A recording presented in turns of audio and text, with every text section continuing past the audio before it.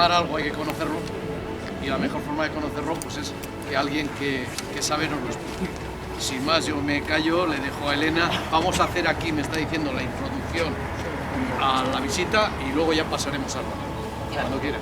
Bueno, pues buenos días a todos y a todas. Mi nombre es Elena Senjo y soy la coordinadora del CIMA de Miranda de Ebro. Entonces, desde el CIMA lo que hacemos, sabéis que son visitas guiadas para conocer un poquito la ciudad. Entre esas visitas que hacemos, pues una de ellas es al campo de concentración de Miranda de Ebro. Ya sabéis que el Ayuntamiento está haciendo una especie de exposición aquí en el centro cívico con paneles explicativos sobre el campo de concentración, maquetas, alguna reproducción de alguna vestimenta de los presos, etcétera, etcétera, que va a ser muy interesante el día que se inaugure. Esperemos que sea pronto y podamos también pues, utilizarlo para la visita. En este caso, como no lo tenemos, nos apoyaremos en documentos gráficos, lo que he sacado yo de fotos, para que podamos un poquito conocer pues, un poco cómo era el campo, las condiciones, etcétera. Y también apoyaremos el texto de un libro escrito por una persona que estuvo en el campo de concentración, un catalán, concretamente se llama francés, de todas esas zonas, ¿no? Que están muy lejos de nosotros, nos situamos muy lejos, y unos campos con alambradas, con los guardias, con los perros persiguiendo a esas gentes vestidas con pijamas de rayas, ¿no? Como la película, ¿no? Educados en el odio hacia estas personas, ¿no? Y personas que están famélicas, etcétera, etcétera. Bueno, pues siempre tenemos esa noción de que los campos de concentración están fuera de nuestro país, ¿no? Fuera. Y fuera de nuestra ciudad, por supuesto, ¿no? Bueno, pues la cosa no es tan sencilla, porque nosotros tuvimos un campo de concentración en Miranda de Ebro, que fue el último que subsistió en España. El último, Como campo de concentración llegó hasta 1943, siendo el último que subsistió, ya digo, en toda España. Se creó en 1937, por lo tanto, como campo de concentración funcionó durante 10 años, teniendo diferentes presos, diferentes tipos de internos, que luego los iremos desentrañando cuando lleguemos al campo, ¿verdad? Bueno, pues estos campos los creó Franco con un decreto del 5 de julio de 1937, cuando el número de capturados republicanos durante la Guerra Civil era tan importante que no podían meterlos en cárceles, no cabían en las cárceles.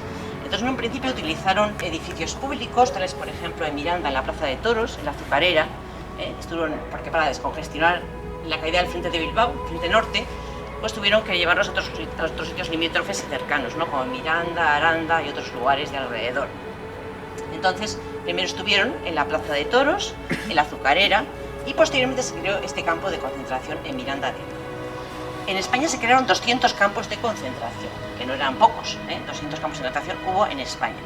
Y los creó Paul Winzer, que era el jefe de la Gestapo en España, al modelo de los campos que había en Alemania. Siguiendo ese modelo se crearon en España, porque fue un alemán que creó estos campos de concentración. ¿Vale? Como digo, fue el último que subsistió en España, con lo cual tenemos aquí una mancha en la historia de nuestra ciudad, un poquito una mancha que la culpa no la tenemos nosotros, los mirandeses, pero sí que es verdad que tenemos aquí una cosa que debemos conocer para que eso no se vuelva a repetir, ¿verdad? Siempre conocer la historia es algo que se supone que nos va a servir para no repetirlo, aunque hay veces que los humanos caemos 2 veces en la misma piedra. Pero bueno, pues dicho un poquito esto, vamos a ir al campo ahora, en el recorrido del campo, y vamos a ver, quedan pocos vestigios. No sé si alguna vez habéis estado en el campo, alguna habrá estado, otro no, me imagino. Quedan pocos vestigios conservados. Entonces, los pocos vestigios se quedan, vamos a intentar explicar, como digo, con unas fotografías antiguas, unos planos, cómo era el campo, cómo vivía la gente del campo, qué avatares sufrió el campo durante toda su trayectoria, ¿vale? Y cuándo fue la clausura del campo. Todo eso lo vamos a ir explicando mejor allí in situ, que vamos a ver un poquito más algún elemento que nos pueda servir de guía, y luego ya si alguna pregunta, alguna cosa tenéis que... Bueno, acompañaremos con algún texto, como os he dicho, viendo algún texto de cómo las condiciones de vida, y si alguna pregunta, si alguna cosa tenéis y yo os las sé contestar, pues perfecto, vale. Bueno, pues entonces vamos a ir dirigiéndonos ya hacia el campo de concentración, si os parece, ¿vale? Venga.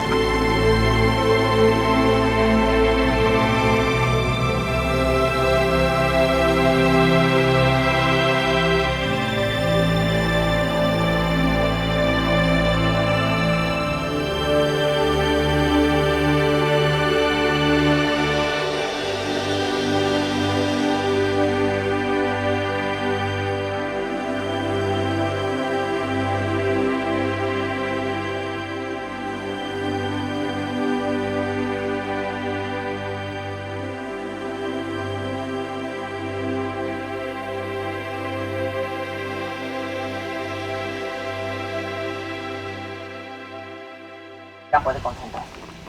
Bueno, Miranda, como era de la retaguardia del Ejército del Norte durante la Guerra Civil, pues fue una zona muy importante para colocar un campo de concentración, cercanía al frente del norte, también buenas comunicaciones, la vía férrea, ¿vale?, para transportar a los prisioneros y también las mercancías, ¿vale?, cerca del río Bayas, que está allá, también otra cosa muy importante para tener agua, aunque ya veremos que el agua escaseaba, pero bueno, para tener agua el campo tuvieron que expropiar una serie de empresas que había aquí, por ejemplo la empresa de Sulfatos Española Sociedad Anónima, una empresa de vagones francesa, Vagones Poudre y Poul, que era francesa, también una pequeña propiedad de una familia mirandesa que eran agricultores que eran los por fuera, también fueron expropiados para hacer el campo de concentración de Miranda. Y sobre ese terreno se hizo el campo de concentración. Como digo, 42.000 metros cuadrados de superficie aproximadamente es lo que tuvo el campo. ¿Vale? Bien, el material con el que se construyó el campo fue el material de un circo que estaba de gira en aquella, cuando estalló la guerra se construyó. Luego, ¿cómo era el campo de concentración? Pues vamos a ver un poquito, con algún plano, cómo podía ser la forma del campo de concentración. Bueno, en un espacio rectangular, más o menos, de forma rectangular, lo vais a ver bien, vale, la vía del ferrocarril, el río Bayas, que está allí, a la derecha nuestra, ¿sí? ¿Se ve el río? Sí. Vale, pues estaba formado por 2 hileras de barracones, de 15 barracones cada uno. En un principio los barracones fueron hechos, bueno, el suelo era de tierra, ¿vale?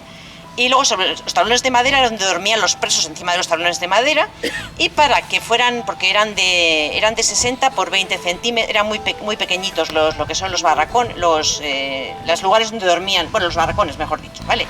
Creo que 60 por 20 centímetros, entonces sobre metros, no pueden ser centímetros, imposible, ¿vale? Y sobre la primera capa había unos puntales y había otra fila de camas. O sea que se aprovechaba bien, 2 filas de camas, ¿vale?, sobre unos puntales de madera y dormían sobre una madera, porque el suelo era de tierra. Y estaban hechos en principio de madera los barracones y luego estuvieron hechos de adobe con cal.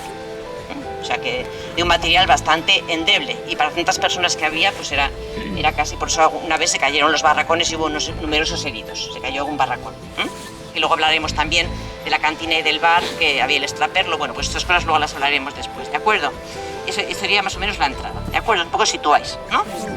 Bueno, pues ese sería un poco el campo de concentración de Miranda de Ebro, que ocupaba toda esta zona de esta empresa, porque luego después, claro, toda esta zona estuvo reposa en la zona del campo de concentración, Cuando ya se despropió y tal, pues lo compró la empresa Reposa y ocupaba toda la zona del campo de concentración, Pero una situación estratégica, ferrocarril y río, que es lo más importante. Bueno, dentro del campo de concentración, bueno, pues quedan poquitos restos, nos quedan algún resto. Vamos a ir viéndolos, vamos a ver aquí estos restos y luego veremos en el caminito alguno más.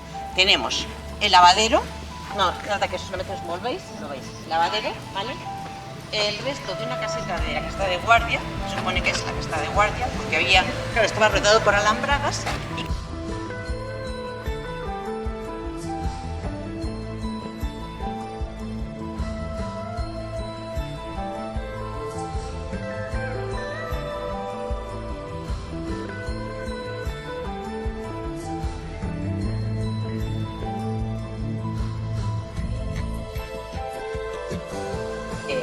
el levantamiento del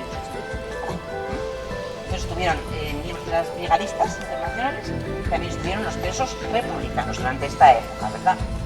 Bien, cuando llegaban al campo, pues se les clasificaba, había una clasificación entre afectos dudosos y desafectos al régimen. Esa era la clasificación que les hacían. Los desafectos al régimen, que eran los peores, entre comillas, ¿no?, eran los que se les encuadraban en batallones de trabajadores para hacer trabajos forzados. Aquí en concreto en Miranda era el campo de base del batallón disciplinario de prisioneros trabajadores número 75. O sea que la gente que estaba encuadrada en este campo, los desafectos al régimen, los más incordiantes al régimen, por así decir, para reeducarles, entre comillas, les sometían a trabajos forzados. ¿Y dónde les llevaron en Miranda? Pues hicieron trabajos en el propio campo, bueno, les construyeron el propio campo y además también trabajos que les encargaba el ayuntamiento de la ciudad.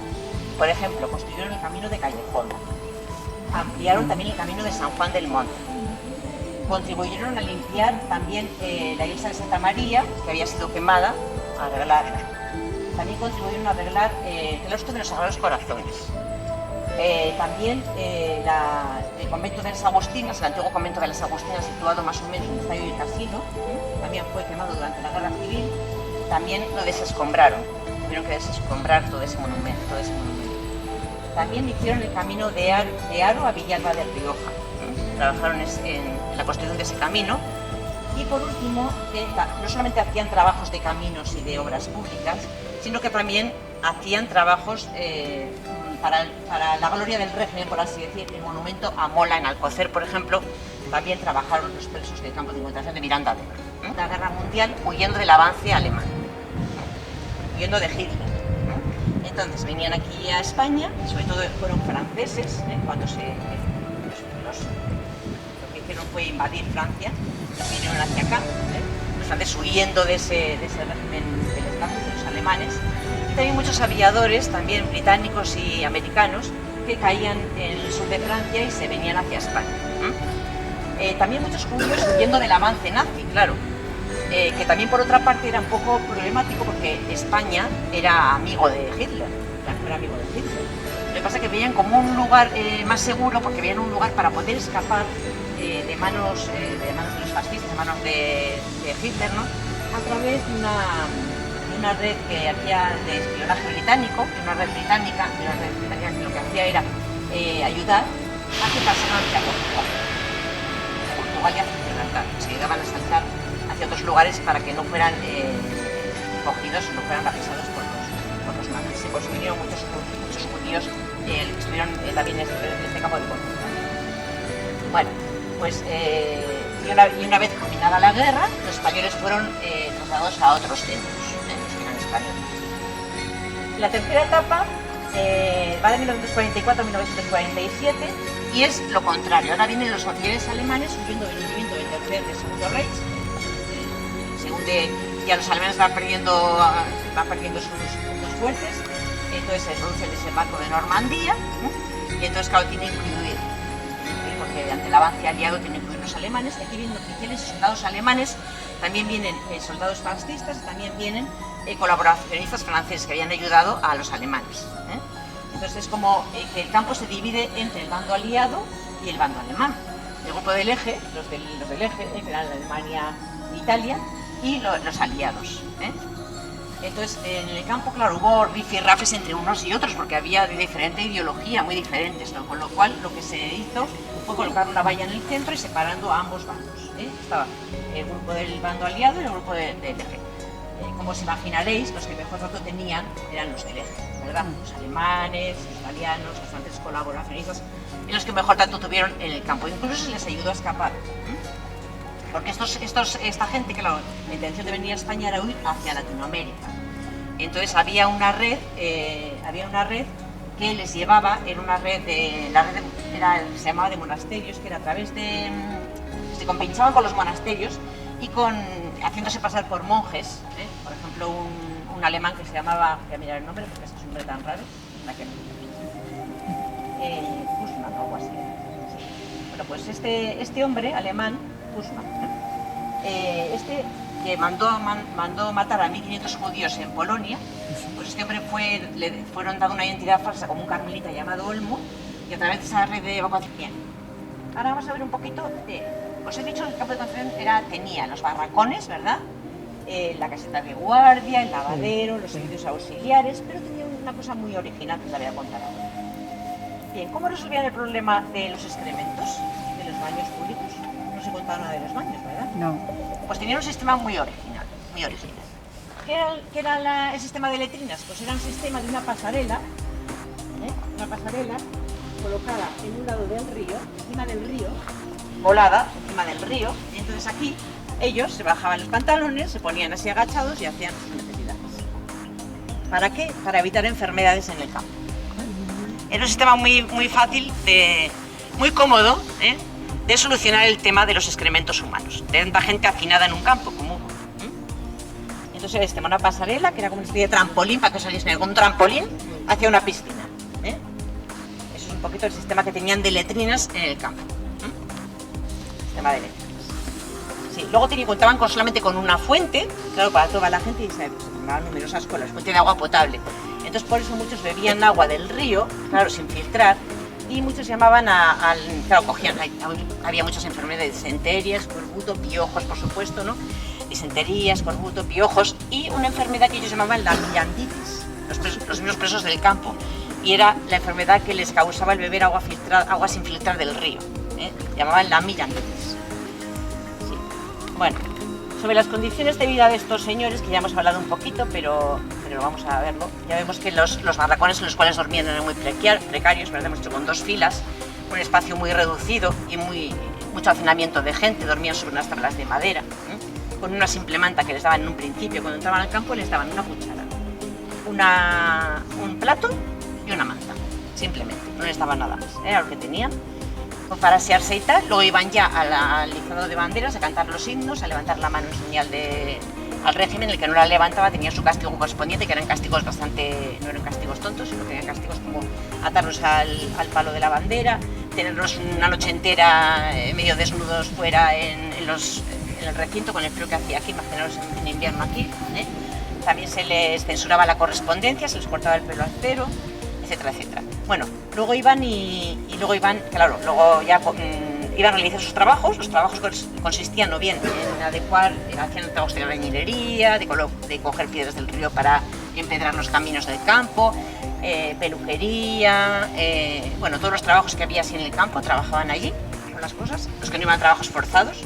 Luego comían esa comida, luego al tarde otra vez a trabajar, y luego otra vez al toque de Diana, pues otra vez el arriado de bandera, el cantar los himnos de las cosas, y esa era su vida diaria, ¿eh? El rato que tenían libre pues podían leer, pasear, algún deporte, bueno, pues lo que podían hacer. También, y todas las enfermedades, el tifus, la pulmonía, disentería, el escorbuto, eran enfermedades tradicionales junto con los piojos también, ¿no? Vamos a ver un poquito, ahora llega el tiempo que vamos a leer un poco. También contaba con una cantina donde podían comprar cosas, adquirir artículos a los precios de mercado negro, claro, ¿eh? Y los ingresos en teoría debían de ser para mejoras del campo, pero en la práctica ellos se sospechaba que los que cogían los beneficios eran los soldados, que estaban en el campo. Y también era habitual adquirir mercancías del exterior, porque se compinchaban con los soldados, con los guardias del campo, les compraban cosas que si tenían dinero les compraban las cosas fuera y luego allí los revendían, con lo cual aquí había también extraperlo, ¿eh? Había un economato donde se podían comprar cosas pero a un precio, claro, desorbitado, ¿eh? Con la gorra de plato echada hacia atrás según la moda impuesta por los nazis. Desde la tarima y con el ojo izquierdo, el otro lo llevaba cubierto por un parche, observaba con visible satisfacción el espectáculo que ofrecíamos los 12.000 prisioneros desarapados y muertos de frío. El hombre escuchaba extasiado el coro de voces que bramaban los himnos y escudriñaba la descomunal cantidad de filas que convergían en la tarima, por si algún prisionero no adoptaba una postura lo bastante marcial. Desde su pedestal azuzaba a los esbirros y los sargentos para que animaran a los hombres a cantar con mayor entusiasmo o a formar más correctamente, cosa que conseguían al momento a base de patadas y vergajos, con una verja. Después de los cantos, el teniente coronel nos soltaba una arenga pródiga en insultos por nuestra condición de antiguos combatientes de un ejército que había sembrado de crímenes más de media patria y vestido de duelo la mayor parte de los hogares españoles honrados. La perorata acababa con los gritos de ritual contestados como un solo hombre por todos los prisioneros. Franco, Franco, Franco. España, bramaba el teniente coronel. Una, contestábamos todos. España, volvía a gritar. Grande, decíamos nosotros. España, repetía él por tercera vez. Libre, clamábamos. Arriba España, arriba.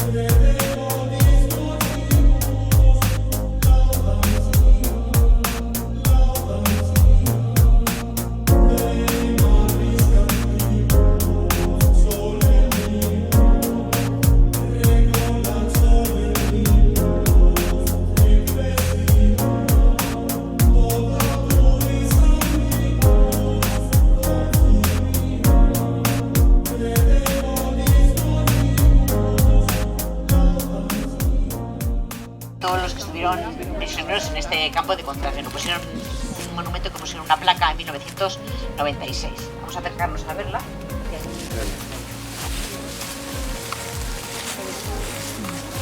Nada, simplemente que veis aquí que es el monumento conmemorativo que hicieron en memoria de los presos. Y hemos llegado un poco a lo que sería el final del campo. Si la entrada hemos entrado por allí, sería al principio. El final al lado del río terminaría aquí, ¿vale? Y todo eso sería el terreno del campo, que era muy hermoso, y habéis visto que nos han dado un ratito importante. Con lo cual, 42.000 metros cuadrados de superficie tenía, y ahí en el Vallas, que tenemos aquí en su espalda, sería donde estuviera el sistema ese que decíamos de las oficinas. Está original. Vamos a dejarlo ahí. ¿Vale? Eso sería un poquito la visita que podemos encontrar.